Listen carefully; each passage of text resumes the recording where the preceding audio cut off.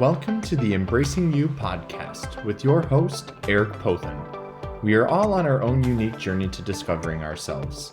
Each episode, I will help you navigate the journey within to reconnect with and discover the innate love you have for yourself. This podcast will cover topics from self-love to eating disorders and body image to mental health and to overall well-being. My goal is to help you honor and embrace yourself so you may live your most authentic life. Let's dive in.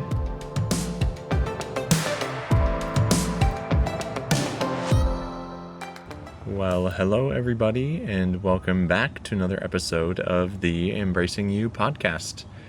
I am recording this intro outside as it is a beautiful sunny day here in Minnesota, and I just feel excited about today's episode. So today on the podcast, we will be having a special guest with us, Marcus Kain, and he has been a previous guest on the Embracing You podcast. And today we really dive into having some conversation around this notion and phrase, movement is medicine, and or I move for my mental health.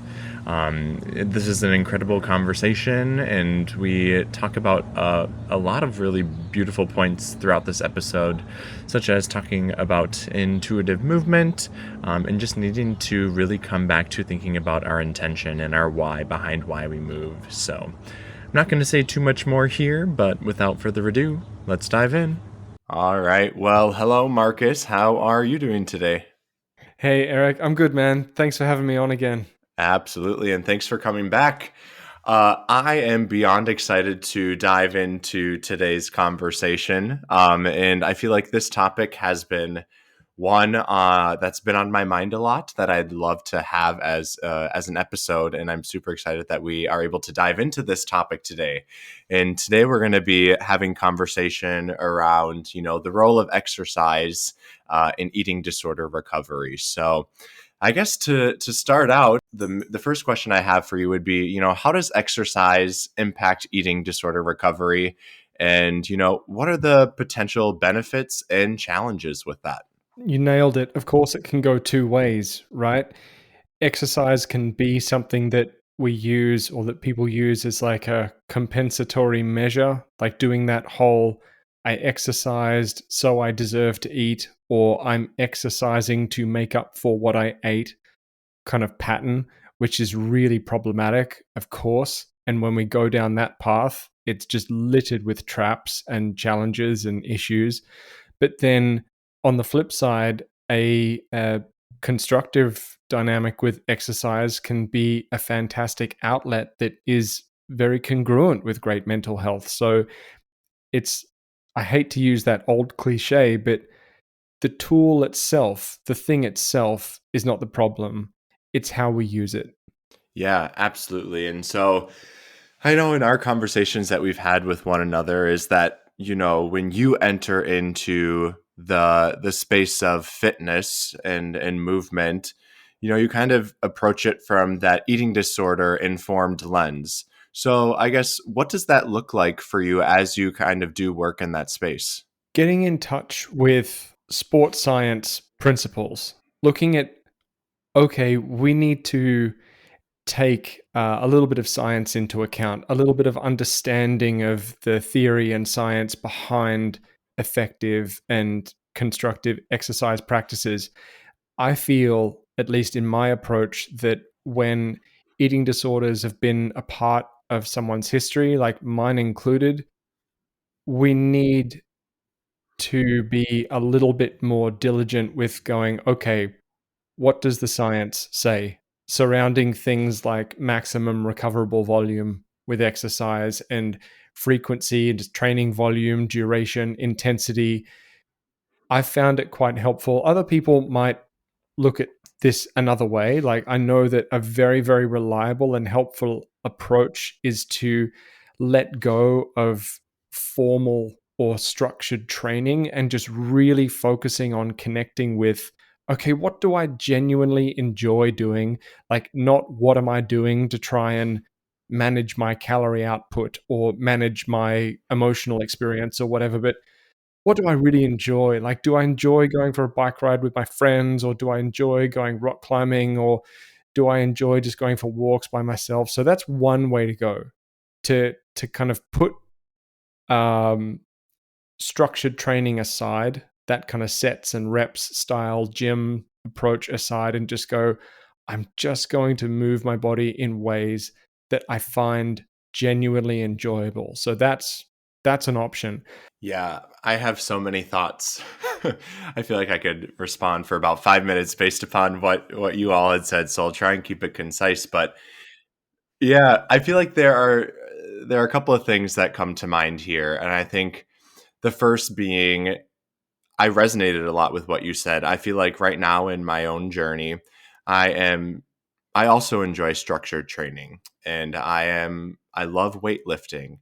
However, I'm realizing that, recovery is important. And I think one thing that's challenging for those that, might have an unhealthy relationship with fitness and in an unhealthy relationship, in an obsessive relationship with fitness, is that taking recovery and rest days is really challenging, right? Because that's when the disordered eating voice sneaks in. And I think, that's really where the growth can happen in recovery, is if you choose to still engage in movement, is recognizing that it's okay and giving yourself that unconditional permission to take those rest and recovery days and working with those negative thoughts as they arise. Because I feel like that's half the challenge. That's when the eating disorder voice slips back in and tries to convince us to go for an extra walk during the day or go for a quick run, just something as subtle as that. Um, that can be really tempting for us to engage in. So I think that's the first point I want to address here. Um, I think the second part for me too within that is, finding balance between structured training and intuitive movement. I feel like it's been interesting for me to navigate because I feel like when I move intuitively, those are the things that I'm doing that bring me joy. Of course, strength training brings me joy, but I feel like those are a little bit more intentional, more structured, right? But I feel like intuitive movement is a little bit more free in nature, a little less high intensity. Most times I choose to engage in it. But I feel like going into and being intentional about choosing to engage in intuitive movement, it feels differently for me, I would say. um, because I think for me it's giving myself that unconditional permission to engage in movement that necessarily isn't something that's incredibly in high intensity.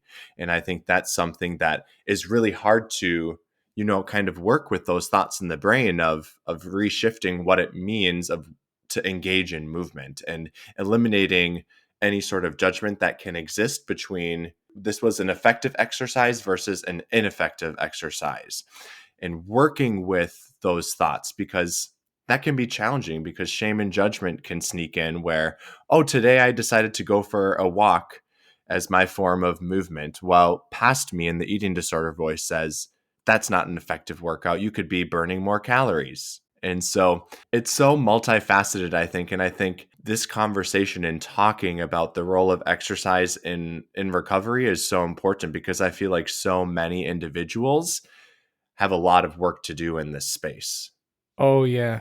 I love everything that you just said, and I'm really grateful for what you just brought to this conversation, because the balance between intuitive movement and structured training is it's really an art. Like, there's the science of structured training, but then balancing that with intuitive movement, it's really personal. And I'd say that is in some ways more of an art than a science. Like, if someone wanted to deconstruct it down to like heart rates and all this kind of stuff, I'm sure they could, but you know, diminishing returns on effort with that rabbit hole. Yeah, absolutely. And I think you highlighted just how individualized I think this process can look like for everyone entering into this space. And I think, I don't want to say that engaging in movement as you enter into the space of eating disorder recovery is necessarily bad. I don't like to use moralized words like right or wrong or good or bad. But I think, especially for those that may have struggled with fitness while they were in the depths of their eating disorder, if they still want to engage in movement as they enter into the space of recovery, I do think there needs to be more mindfulness in the process and more reflective practices that take place. Especially for me and being intentional with lifting weights. Yeah, I lifted weights when I was in the depths of struggling with my eating disorder, but I didn't look at the nutrition lens of what it actually takes to fuel the body properly as you engage in strength training. And I feel like that's been a shift for me, and it's been challenging, right? Because I feel like for me, I am finding myself eating more on a daily basis, and of course the ED voice is going to slip in and cast shame and judgment on that.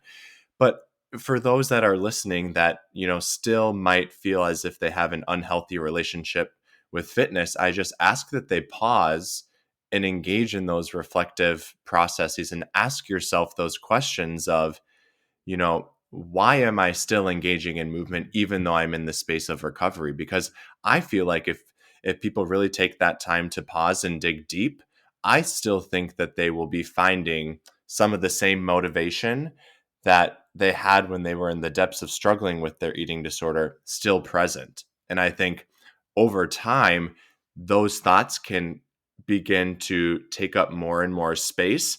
And in all honesty, push us back to where we might have been. Not exactly, but it's going to move us slowly but surely kind of back in that direction of where we could have been when we were truly in the depths of struggling. That's absolutely true.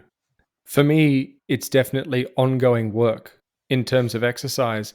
This might be different with other people's experience, but for myself, I feel like the journey with food is a bit clearer. Like I'm a bit more aware within myself of where the intentions are coming from and what's a good decision versus what's the kind of decision that might hold the echoes of an experience that I don't want to revisit. Whereas with exercise, I find myself needing to be very reflective. Like you said, very mindful, very reflective, very intentional in looking at, okay, what is my intention with doing this particular thing?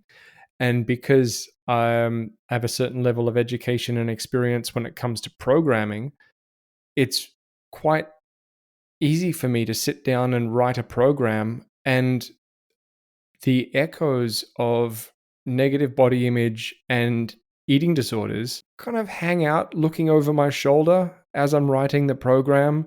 And they might include a couple of different exercises here or a couple of different things there or a bit of extra volume on this particular day. And before I know it, I'm engaging in this program that, it might be a decent program, might be a decent mesocycle, but it's like I realized one day, hang on a minute, this exercise selection, for example, this is coming from a place of very much trying to manage my body shape in terms of adding muscle here or adding muscle there, rather than just going, I want to be strong. I want to be athletic. I want to be able to move my body in this way or that way. I want the stamina to be able to go on a hike with my wife and not complain the whole way. Like sometimes that desire to manage my physical appearance creeps in to my dynamic with exercise. And you're right when you say mindfulness and reflection and everything, because that's an ongoing practice for me. Yeah, I really resonate a lot with what you just said right there. And um, especially, I'm trying to approach movement now and engaging in strength training from a more longevity standpoint or perspective, where I'm realizing I can't run my body into the ground every day because that's not going to set me up for success in the long run. And so I think for me, a big area of growth for me in the space of movement and strength training and fitness is, I could go into the day having a specific, plan for what I was going to do to engage in movement. And let's say I wake up on that day and I'm just like, I am not feeling it. I think being flexible in my thinking, in the way that I am choosing to approach movement in that day. Maybe it's taking a rest day. Maybe it's choosing to lift a different muscle group because the muscle group that I was going to be lifting was tired, and I knew I wouldn't be able to perform well.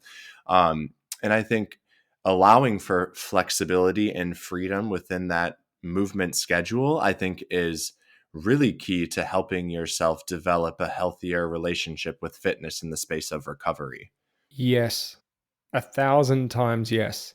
We often equate having a program and sticking with it no matter what completely rigidly in some ways with kind of like discipline and adherence, and I show up and I do my sets and reps regardless of what's going on. But really, especially as we get older, we need to be able to be flexible. We need to be able to keep what, keep a helpful program model in mind while at the same time showing up based on how we feel.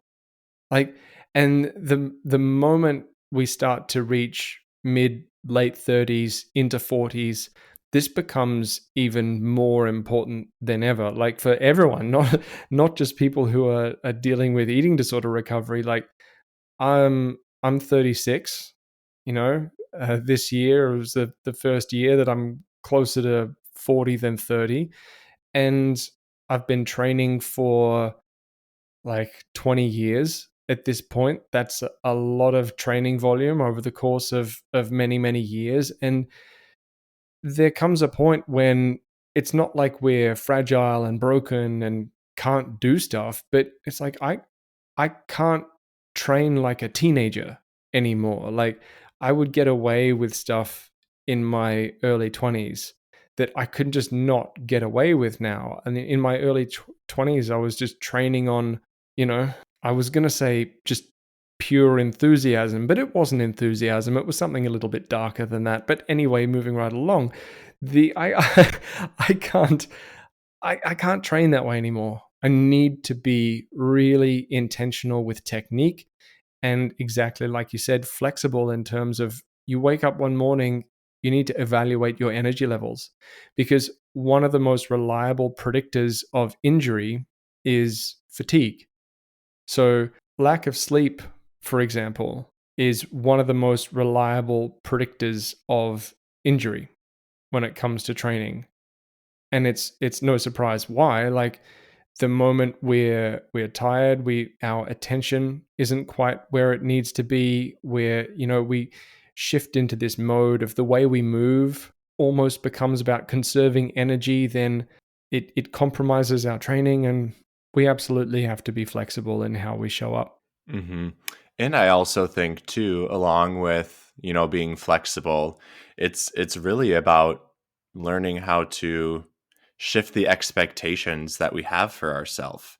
And I think when I say that, it makes me think of two things. One, that, and two, really beginning to tune out and learning how to tune out the voices from diet culture and what diet culture expects us to do in the space of movement and fitness. And to be honest, I feel like that's a majority of the battle, is learning how to tune out all the fucking noise that we hear on a daily basis and what we see on a daily basis in terms of media, with body image, with fitness, with food, all of that. So I think it's it's very much so multifaceted when we enter into this space of, learning how to offer ourselves some grace and self-compassion and shifting expectations. Like all of these things need to happen in order for us to continue to make our relationship with fitness, I don't like to use the word healthier, but healthier. And so I just feel like a lot of what you said right there got my wheels turning about just this bigger concept of expectations and needing to do some reflecting on that as well, because I think there needs to be a shift in expectations of, you know, and reflecting on what did they look like when you were in the depths of your struggling. Clearly, those are not realistic expectations for you to have for yourself.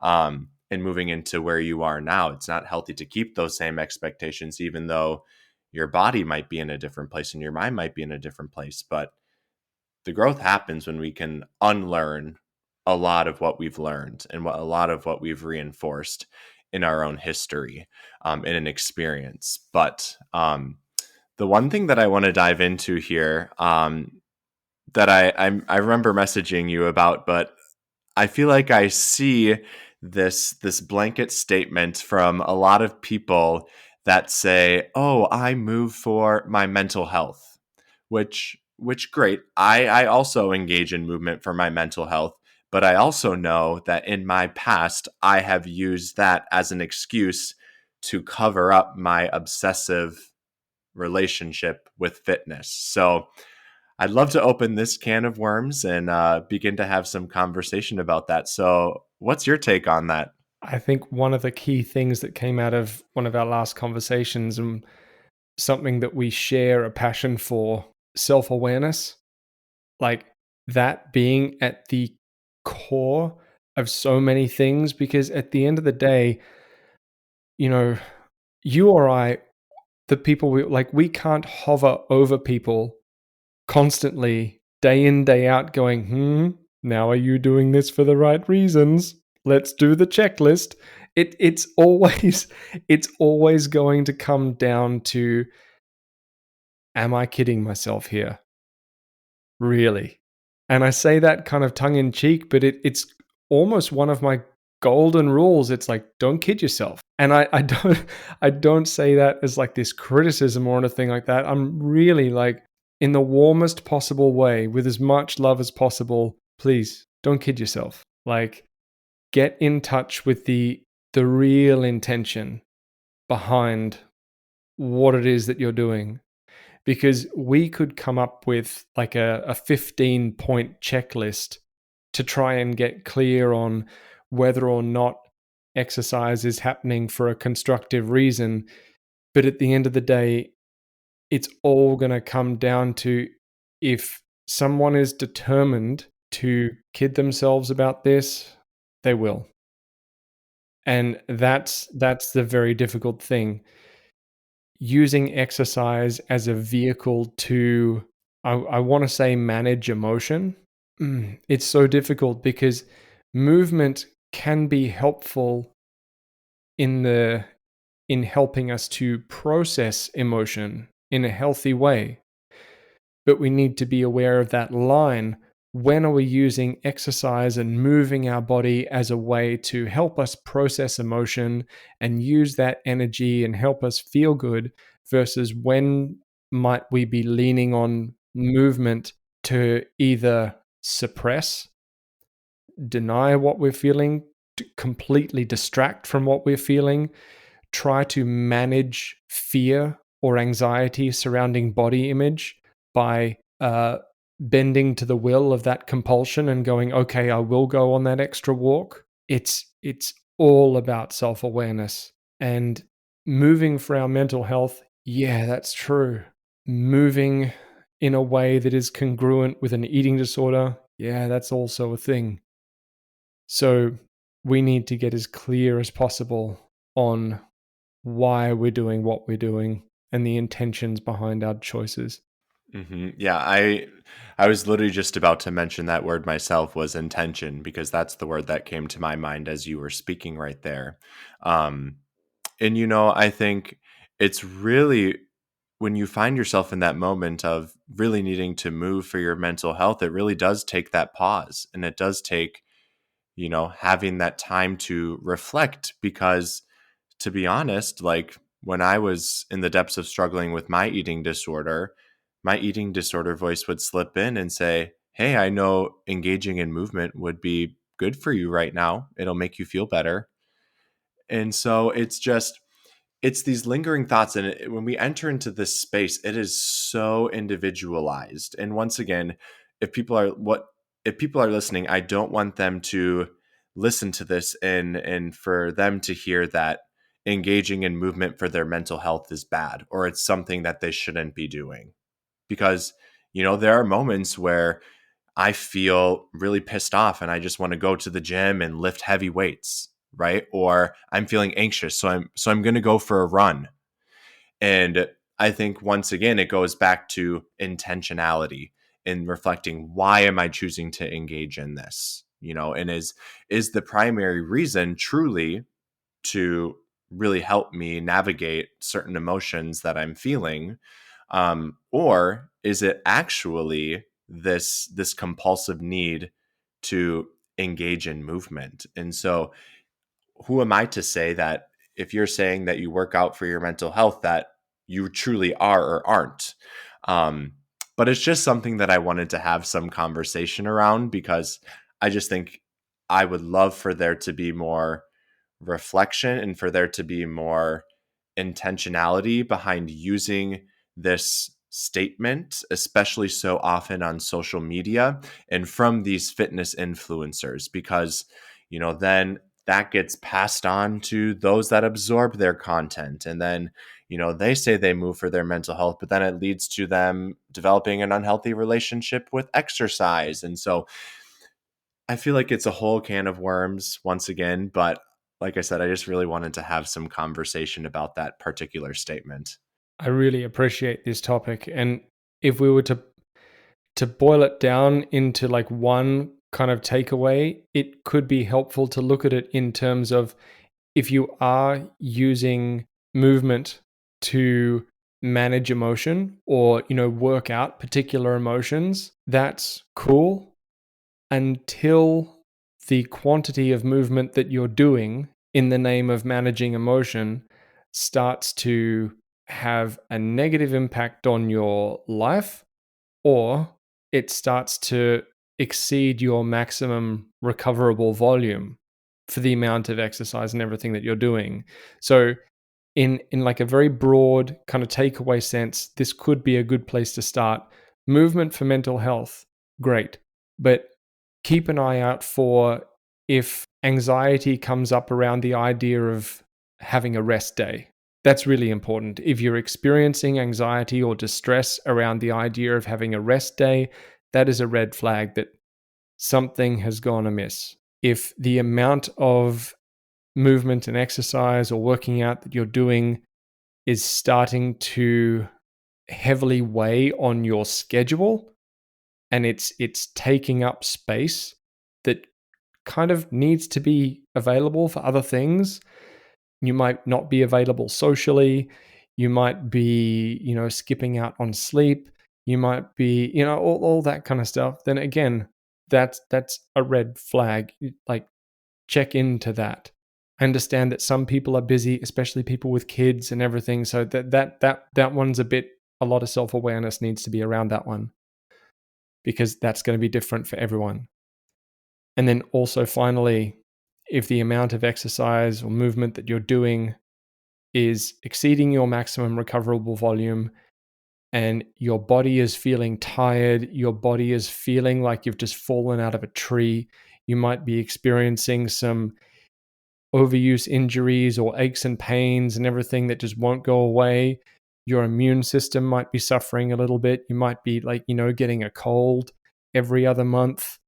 That could be a sign that whatever you're doing is exceeding your maximum recoverable volume. And that in those cases, we need a more varied toolbox for managing the emotion, managing the experience.